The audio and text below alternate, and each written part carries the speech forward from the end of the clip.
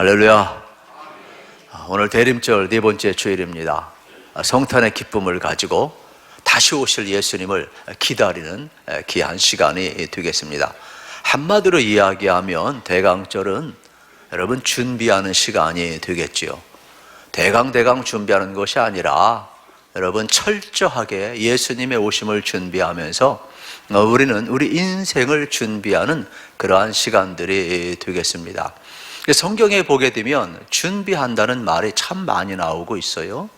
디모데후서 1장 특별히 3장 16절에 보면은 모든 성경은 하나님의 감동으로 된 것으로 교훈과 바르게 함과 또 책망과 의로 교육하기에 유익하다, 네 가지 유익을 이야기해요.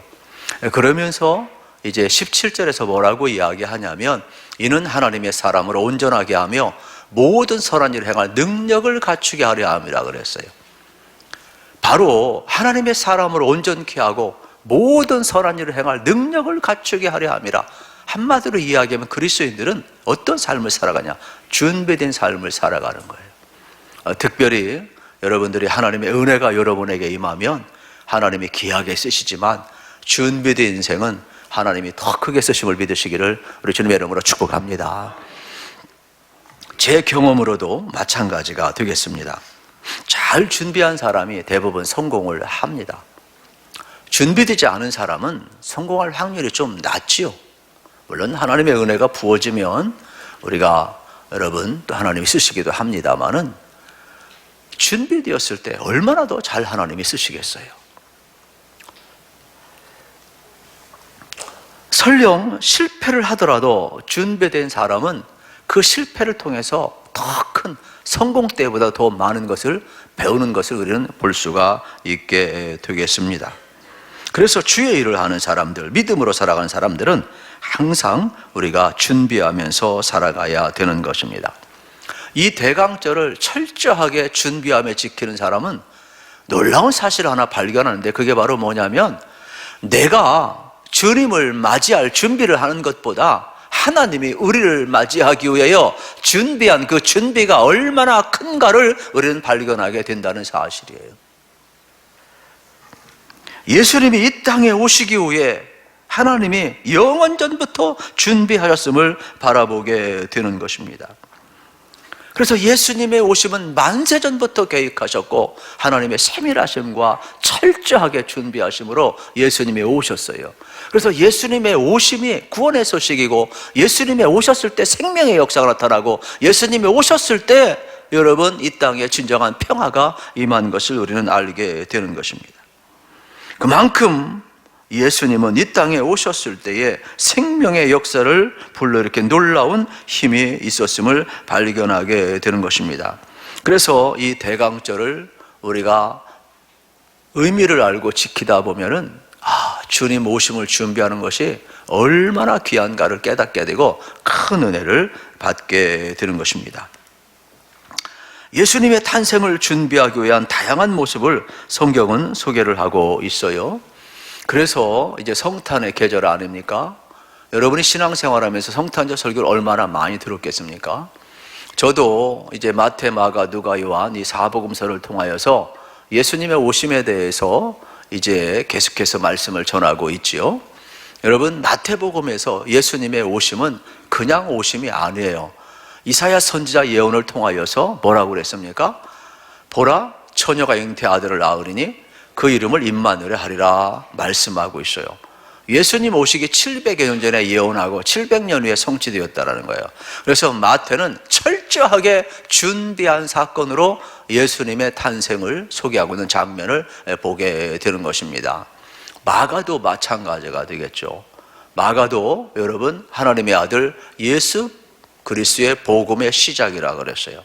참 놀라운 말씀이죠.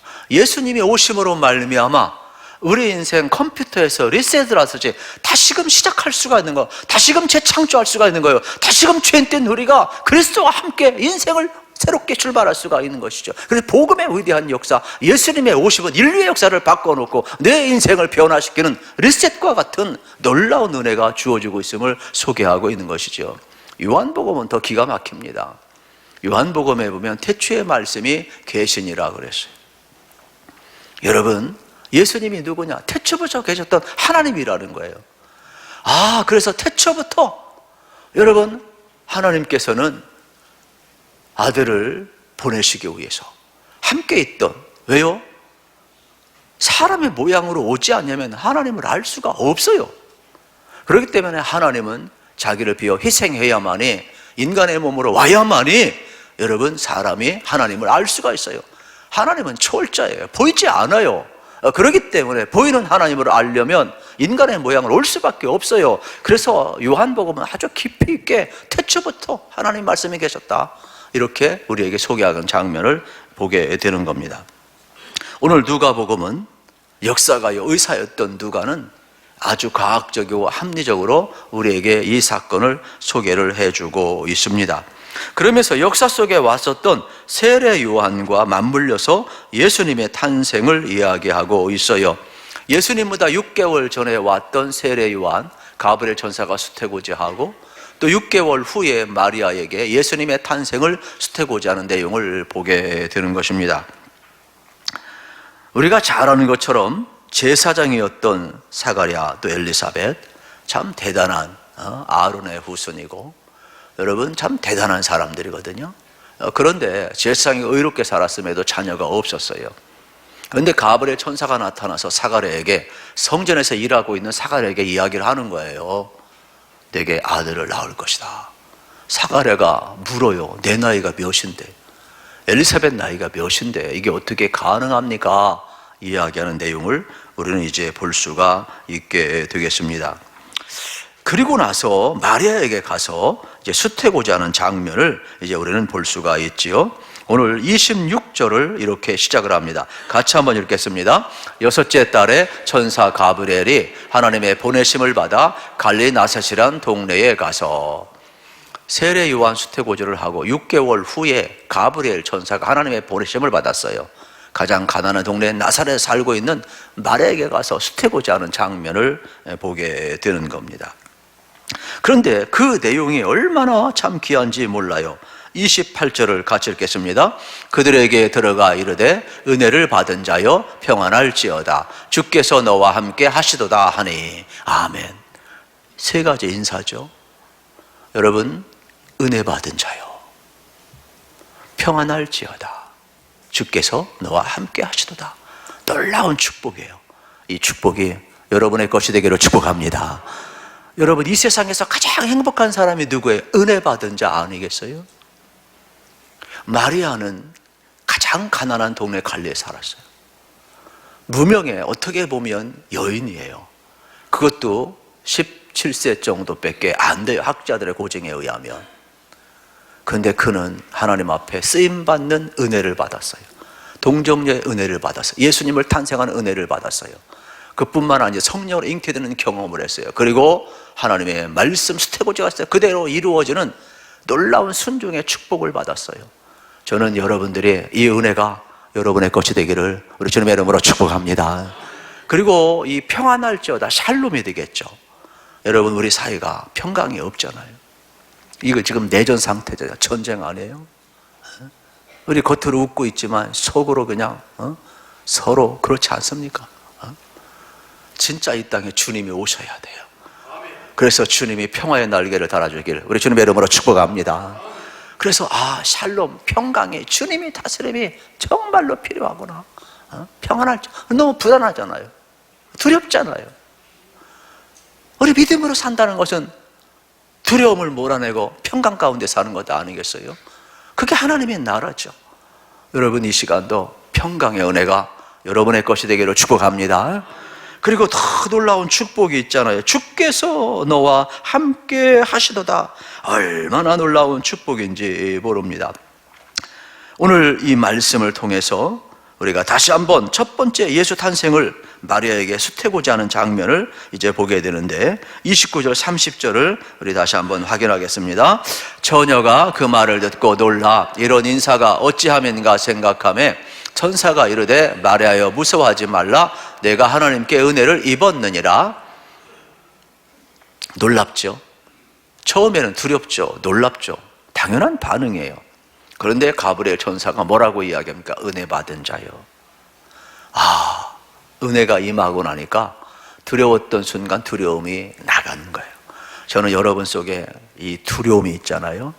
하나님의 은혜가 이 두려움을 몰아낼 줄로 믿으시길 축복합니다. 믿음이 그런 거거든요. 하나님을 향한 태도인데, 여러분들이 주께서 너와 함께 하시다, 우리 안에 은혜가 임하고 주님이 함께하는 믿음이 있다면 내 속에 찾아오는 공포, 두려움, 이 모든 것은 어떻게 나를 흔들 수가 없어요. 이게 밀려나게 되어 있어요. 믿음이 밀려나든지 아니면 공포가 밀려나, 둘 중에 하나이지 혼돈될 수는 없어요.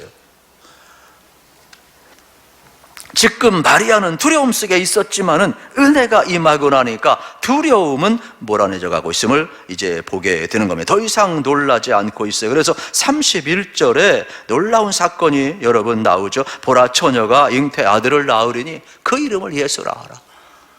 참 놀라운 축복 아니겠습니까? 최고의 축복을 지금 여러분 마리아가 받는 장면을 이제 보게 되는 것이죠.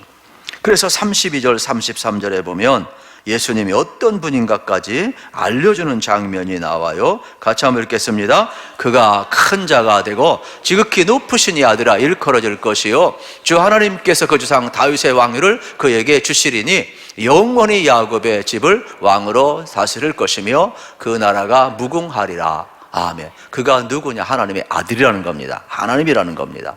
그가 누구냐? 다윗께서 영원한 언약을 이루실 분이라는 겁니다. 그래서 예수 그리스도가 여러분 이 땅에 오심을 이야기하는 장면을 우리는 발견을 하게 되는 것입니다. 이때 마리아가 질문을 해요. 34절을 보십시오.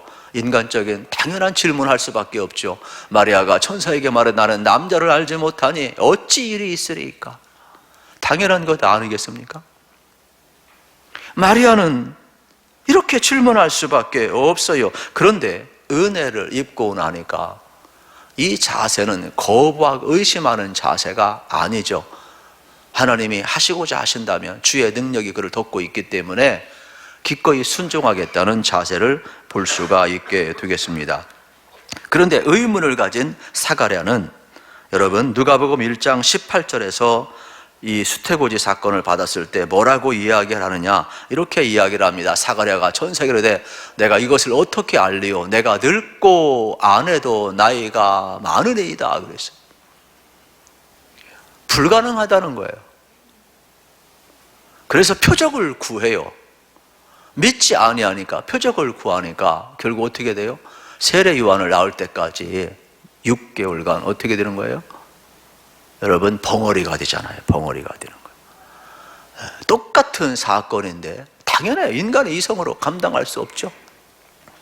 그래서 의심하고 표적을 구할 때 여러분 벙어리가 된 사건을 보게 되는 겁니다. 그런데 마리아를 보세요. 이 사건은 여러분 그 뒤에 대화와 이어지는데 자세하게 나는 남자를 알지 못하면 어떻게 일이 이루어졌는지 알려주십시오. 이러한 질문을 하게 될 때 의심이 아니죠. 어떻게 이게 가능합니까? 어떻게 하나님이 일을 하시는 겁니까? 천사가 설명을 해 주잖아요. 35절 같이 읽겠습니다. 시작. 천사가 대답하여 이르되 성령이 내게 임하시고 지극히 높으신 이의 능력이 너를 덮으시리니 이러므로 나실 바 거룩한 이는 하나님의 아들이라 일컬어지리라. 아멘. 뭐라고 설명합니까? 놀라운 내용 아닙니까? 지극히 높으신 이의 능력이 너를 덮을 것이라는 거예요. 그래서 여러분 뭐라고 해요? 하나님께서 남자를 통하여 낳는 죄인이 아니라 하나님의 능력이 그를 덮어서 마리아의 몸을 빌려서 하나님이 보이지 아니하니까 보이는 하나님으로 나타나기 위해서 와야 하기 때문에 성령의 권능으로 마리아의 몸을 빌려서 잉태되어서 온다라는 거예요. 그렇기 때문에 가능하다고 설명을 하는 내용이 되겠죠. 그리고 더 친절하게 옆에 엘리사벳을 보라. 36절을 같이 한번 현실적인 설명을 보겠습니다. 설득이죠. 시작. 보라, 내 친족 엘리사벳도 늙어서 아들을 배었느니라. 본래 임신하지 못한다고 알려진 이가 이미 6달이 되었나니. 보아라, 사가랴도 엘리사벳도 나이가 많아서 상식적으로 안 되지 않느냐? 그러나 하나님은 어떻게 했느냐? 가능했지 않느냐? 그룹으로 가서 확인해 보라는 거예요. 현실적인 설득을 하고 있는 장면을 이제 보게 되는 그러한 내용이 되겠죠. 그리고 세 번째 설명을 또 친절히 해줍니다. 37절에 보면 이렇게 설득하는 깊은 단계를 보게 됩니다.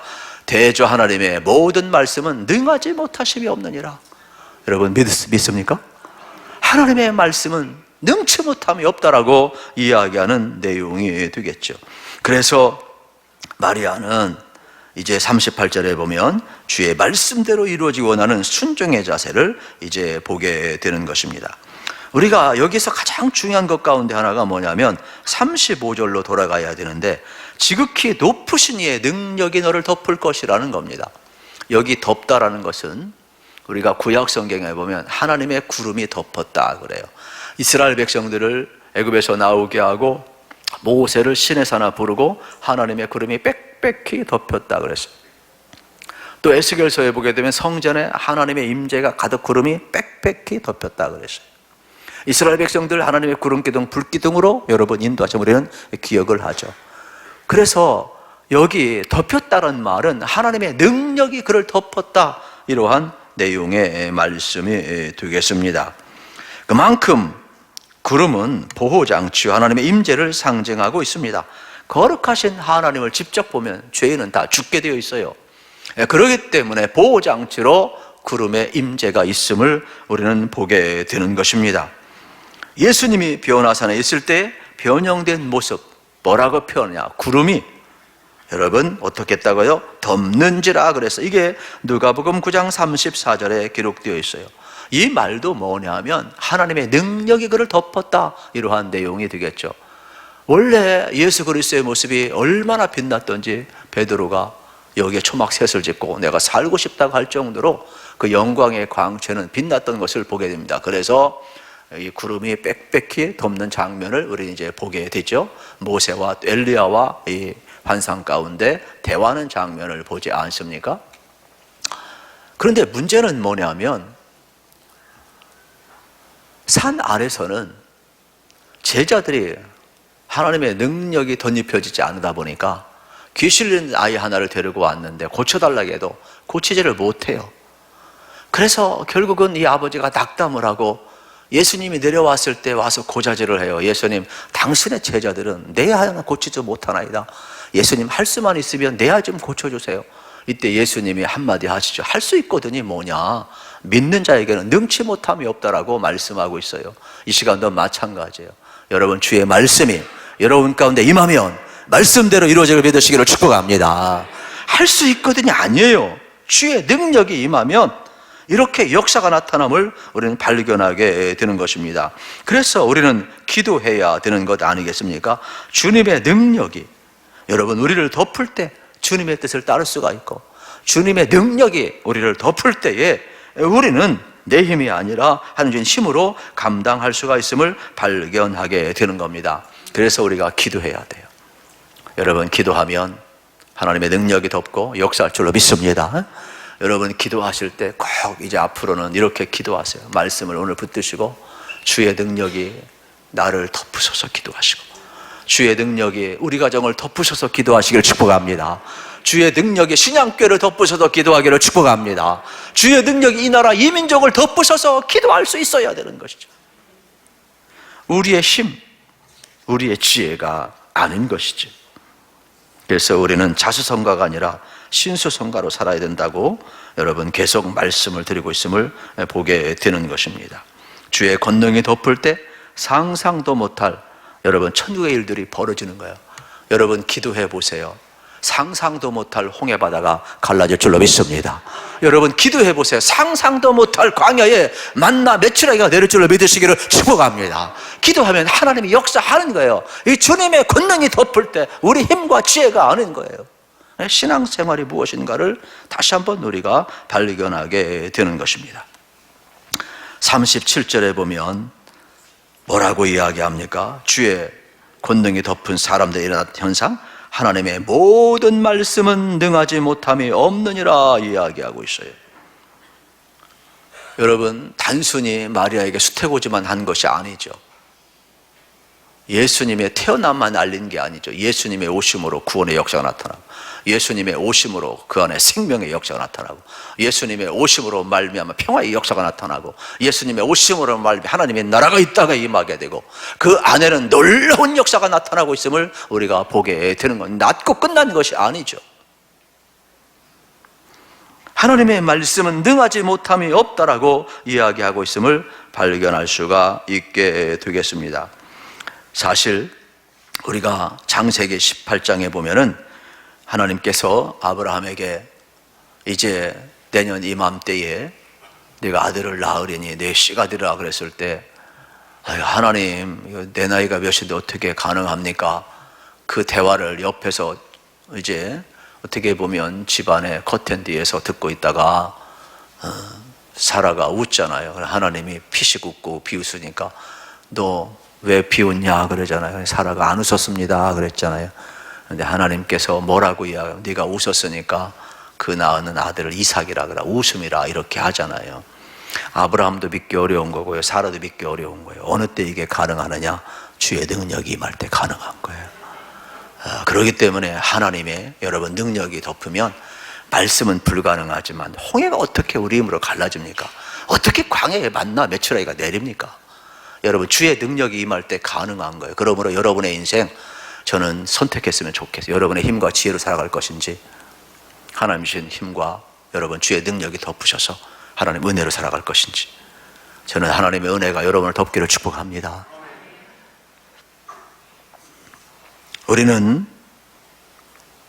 하나님의 말씀을 들을 때 이 혼돈을 해서는 안 돼요.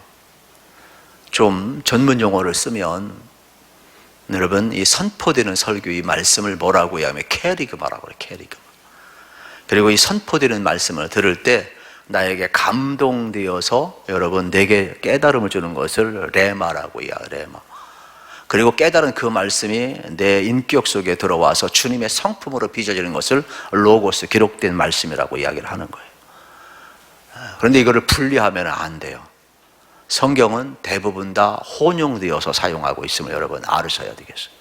그래서 한때는 우리 사이가 무슨 레마 선교에 레마 내게 주신 말씀 대단한 것처럼 가르치고 대단한 것처럼 이야기가 전부 다 이단에 빠져버렸어요. 성경은 그렇게 쓰여지지를 않아요. 같은 단어임에도 불구하고 이게 여러분 선포될 때는 캐리그마라고 이야기하고, 이것이 나를 깨닫게 이야기할 때는 레마로 다가오게 되고, 이것이 내 속에 들어와서 내 인격 여러분 주님의 성품으로 바꾸어 때는 로고스로 여러분 혼용되어 사용한다는 걸 기억하신다면, 이제는 여기에 현혹되지 마시고 하나님의 말씀이 여러분의 삶을 변화시키는 놀라운 통로가 되기를 축복합니다. 그래서 어떠한 그런 데에 너무 센세이션하게 여러분의 반응을 보일 필요가 없어요. 자꾸 그런 데 관심 있는 사람은 본질을 붙드는데 자꾸 놓치고 있는 거예요. 그래서 지금 오늘 하나님의 말씀이 선포될 때에 가장 중요한 것은 우리에게 말씀대로 이루어지는 말씀이 가장 중요하죠. 그래서 38절에 마리아가 대답합니다. 마리아가 이르되 주의 여정연이 말씀대로 내게 이루어지다. 이 축복 누리시기를 축복합니다. 말씀대로 이루어진 축복이 가장 좋은 축복이 되겠죠. 말씀이 이루어져야 내 뜻이 아니라 하나님의 뜻을 이룰 수 있기 때문에 그렇습니다. 오늘 우리는 하나님의 말씀은 살았고 권능 있고 능치 못함이 없음을 우리가 다시 한번 발견하게 되는 겁니다. 그래서 오늘 우리는 어떤 삶을 살아가야 되느냐? 준비된 삶을 살아가야 되는데, 우리가 준비한 것보다 하나님은 더 크게 준비하고 계셔요. 마리아야만 사용하시겠습니까? 여러분도 하나님이 사용하는 존귀한 존재가 되기를 축복합니다. 우리 교회도 하나님이 사용하는 교회가 되기를 축복합니다. 그래서 오늘 마리아에게 여러분 뭐라고 그랬어요? 내가 잉태할 것이다. 오늘 우리에게는 이 말씀을 어떻게 적용해야 되겠어요? 내게 하나님의 말씀이 있어야 된다라고 적용을 하셔서 여러분 마음속에 항상 하나님 말씀이 있기를 축복합니다. 그리고 말씀대로 이루어지이다. 이게 오늘 우리가 걸어가야 될 길이 되겠죠. 이 복된 길을 걸어가는 은혜가 우리 모두에게 주어지기를 축복합니다.